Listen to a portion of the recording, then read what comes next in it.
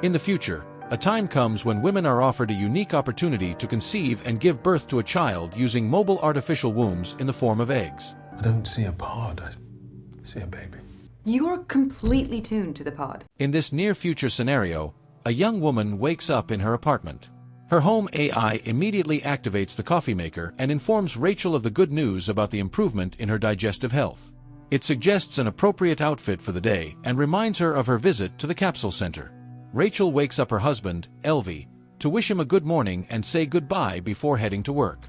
The AI then advises Elvie on his outfit for the day and informs him that his happiness index has slightly increased. He receives a prepared breakfast and heads to the home greenhouse. Meanwhile, Rachel arrives at work, where today there is a presentation of a new generation of cognitive assistants called Our Machines, which are soon to become new cognitive supervisors. After the meeting, Rachel is invited by her supervisor, who is concerned about the possibility of her expanding her family as they intend to offer her a promotion. Additionally, the corporation is willing to provide funding for the services of the Uterus Center, which Rachel appreciates. Following this, Rachel continues her workday when she receives a call from the center. There have been changes in their lists, and a spot has opened up which the center can offer her.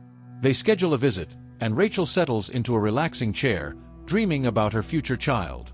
During this time, her husband conducts a class in the botanical garden, where he shows students a fig fruit that he managed to grow naturally. He offers the young people a taste, but they view the fruit with disgust. Finally, one brave soul tries it. Meanwhile, Rachel shares the joyful news with her colleague and friend, Alice, and confesses that she hasn't told her husband about her visit to the center. Because of this, she has to consult her robot psychoanalyst, to whom she admits that her husband is very distant from her as he is fixated on the natural world, which translates into his desire to have a child conceived, carried, and born naturally. The AI seeks an answer to the question of why this child would be considered natural while one gestated in a capsule would not. What distinguishes them? Rachel is at a loss, unable to find the differences. Later, she and her friend go out for lunch, and while inhaling the pleasant aromas, Rachel agrees that she should talk to her husband about everything. She finds her husband watching a relaxing program, and he talks about his day. Elvie is disheartened by the fact that the younger generation doesn't know how to interact with nature because no one taught them. At some point, people decided that nature was just a commodity, and that's when everything began to fall apart. The next day, Rachel goes to the Uterus Center, where she and others discuss how, when the birth rate dropped to zero, their newly established center took on the task of solving the problem. Women didn't want to have children because it was inconvenient for them. The center wants them to live full lives and pursue their dreams without being distracted by children. The director of the center, Linda, welcomes the gathering and is ready to share the latest technological advancements. Humans have always managed to control nature, so why shouldn't women take control of childbirth? Linda gives a tour of the center, showing the capsule developed by scientists in which the baby grows. If parents don't have time to interact, they can always play music, audiobooks, or educational podcasts for the baby. Through an app, they can feed the child and monitor its development. One significant advantage is that children in the capsule are not exposed to viruses or toxins. The capsules operate autonomously for 48 hours. The fetus inside can hear everything happening around, so it's advisable for the mother to talk to the baby. After the discussion, Linda reminds Rachel of the need to make a deposit, but Rachel intends to talk to her husband first. Upon returning home, she confesses her intention to Elvie to have a child with the help of the Uterus Center, which upsets him. Not only did she make such an important decision on her own, but she also went to the center without him. Rachel apologizes, and the couple reconciles. Rachel suggests to Elvie that they talk to Alice and her husband, and the family goes to visit them. Alice enthusiastically discusses the opportunity for women to have a child without experiencing pain, suffering, or body changes.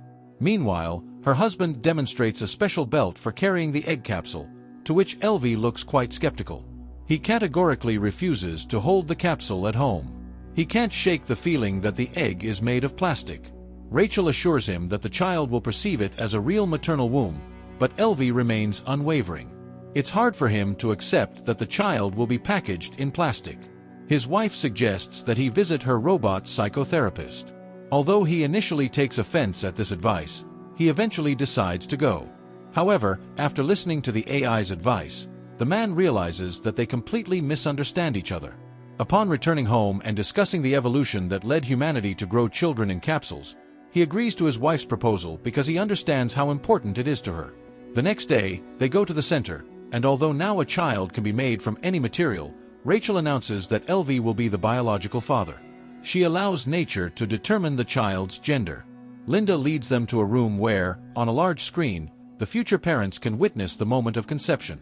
Later, they are brought a container with a fertilized zygote so they can admire it. The couple later informs Rachel's parents about the upcoming event.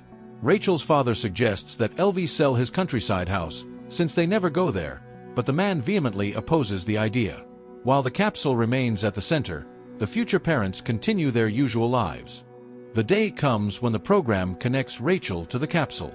Even though nothing can be heard from inside yet, she starts selecting music for the baby. At one point, she tries to see the baby, but she is told that it is kept in complete darkness until 7 weeks. Then, one of the capsules sends a signal. It's time for birth. Even though everything is programmed, the baby doesn't always arrive at the appointed time. Soon, Rachel starts having strange dreams, which she confides to her psychoanalyst. However, the AI convinces her that dreams are unreliable material for analysis. After 6 weeks of pregnancy, when the baby's heartbeat is detectable, Linda allows them to take the capsule home for the first time. She shows them the baby. On that day, Rachel prepares the kids' room, and Elvie brings an olive tree sapling. However, his wife suggests replacing it with a hologram, and the offended husband takes the tree away, promising to plant it at their countryside house, which Rachel once again suggests selling. She just doesn't understand why they should go somewhere when they have everything for a good life here. But Elvie refuses to raise the child among plastic. The next day, Rachel meets a pregnant woman at the pool, who allows her to listen to her baby's movements, filling her with delight. In the evening, she moves the capsule to their bedroom because they want to spend as much time as possible with the future child. However, Elvie feels uncomfortable with intimacy while the baby is present, so they move the capsule to the baby's room.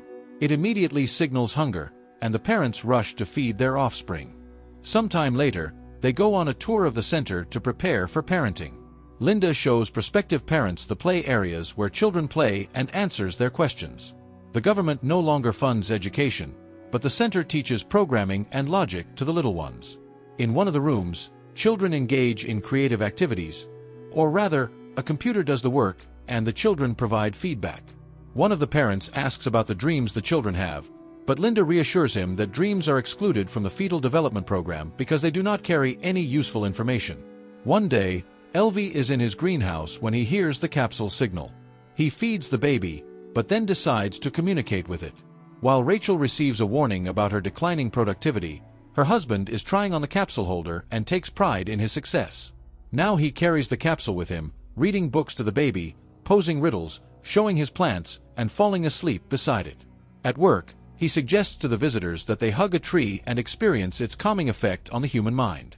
His supervisor congratulates him on the upcoming joyful event and suggests replacing the live plants in the greenhouse with holographic images, as growing real trees is too expensive. But Elvie becomes furious and rejects the proposal. At home, the family watches a movie about penguins, and the man starts crying when he learns about the dedication of the birds.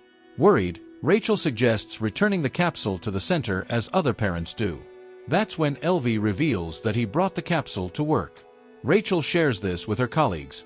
She is concerned about her husband's close interaction with the egg. However, the women encourage her to be happy about it. After all, the father is bonding with the future child immediately. Rachel continues to have strange dreams, and her pregnant friend reassures her that it's normal for expectant mothers. One day, Rachel dreams of herself with a baby bump, and she enjoys it. The woman also begins to devote all her attention to the capsule, especially after Elvie's mother sends them an old book about the benefits of parental closeness. But this starts to worry Rachel, and the couple goes to a psychoanalyst. Finding a balance is challenging because everything revolves around the child. Rachel is jealous of Elvie because he spends more time with the baby than she does. After all, she is the mother and should feel the baby. After listening to their argument, the AI asks for permission to connect to the capsule because it cannot take sides. The next day, Rachel takes the capsule to work. However, she behaves distractedly, giving the baby too much attention. Alice suggests placing the egg in a specially designated area where other future mothers' capsules are stored because Rachel is becoming a distracted mother. Alice's capsule is kept at the center because it's more convenient for her. In the evening, Rachel, taking the capsule, hurries to the center for a parenting seminar, after which Linda suggests leaving the baby in the incubation area. The family reluctantly complies with the demand. The house becomes empty, and both the husband and wife miss their capsule. One day, Rachel dreams of a seaside where she walks with the baby in her arms. She wakes up in tears and moves Elvie's little tree to the kids' room, surprising her husband. Meanwhile, at work, her boss is not entirely satisfied with her productivity, but Rachel assures her that everything is fine. Later, Linda informs them that the delivery day will be next Wednesday. As deliveries now occur in the 39th week, they can't afford babies being born earlier or later. As the capsules are in high demand, parents must receive oxytocin, the love hormone, to prepare for the baby's arrival. However, the family shocks the director with a request to allow them to take the capsule home before delivery, even though it goes against the rules. Moreover, important personality development seminars are held every day. Linda suggests they take special tablets to regulate the baby's sleep, which greatly helps parents. The couple leaves, passing through protesting women against the capsules. Suddenly, Elvie returns and, taking advantage of the midwife being occupied with another patient, retrieves his capsule without permission. That night, Rachel dreams that she is buying her baby at a store, and they offer her a deal, 2 for the price of 1. Upon waking up, Rachel wakes her husband and asks him to take her to their countryside home to give birth in nature. Elvie rushes to the center and informs Linda that they intend to give birth at home. However, the director is strongly against it. The capsule is very expensive, and they cannot take risks, so they must return the egg as soon as possible. Nevertheless, the family leaves for their coastal home. Rachel enjoys the surrounding nature, starting to understand her husband. They walk in the forest together and plant an olive tree. They often sit by the sea with the capsule until one night, it turns off. In a panic, Rachel suggests calling the center, but her husband reminds her that they still have 48 hours and they must trust the child. They are awakened by the onset of labor, requiring a code to be entered, but they can't figure it out. So Elvie grabs a hammer, opens the capsule, and retrieves a beautiful, healthy baby. The happy parents embrace him. Early in the morning, Rachel puts the capsule in a box, takes it to the post office, and sends it back to the center. She then returns home, where her husband and son are sleeping on the bed. The creators of the film portrayed the absurdity of a possible social evolution quite delicately. Nothing terrible happened. People just became so lazy that they forgot about the joys of life. Why go out of town when you can visit a capsule garden where you lie down and inhale the scents of the forest? And why go through the process of pregnancy and subject your body to stress? After all, there's the capsule.